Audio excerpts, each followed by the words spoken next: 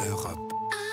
Europe 1. La France signe de grands contrats en Chine. Confirmation il y a quelques minutes de une commande de 184 Airbus A320 pour livraison en 2019-2020.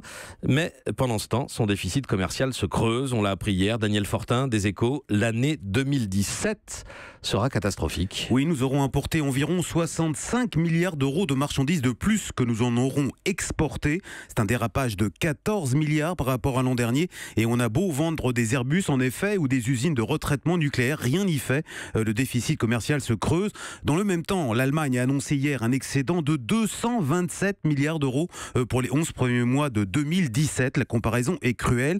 Et il y a pire, Patrick, songez qu'à l'exception d'un rebond en 2010-2011, ça fait 13 ans maintenant que notre commerce extérieur contribue de façon négative à la croissance. Ce sera un demi-point en moins rien qu'en 2017, soit très exactement notre retard sur la moyenne de la zone euro. Mais pourquoi ne parvient-on pas à vaincre cette malédiction, Daniel ? Eh bien, on le sait, depuis longtemps, notre industrie souffre d'un problème d'offre et non pas de demande. Nos gammes de produits ne sont pas adaptées aux besoins des consommateurs, que ce soit les ménages ou les entreprises.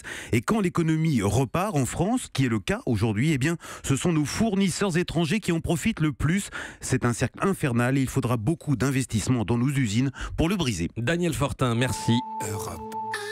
Europe 1.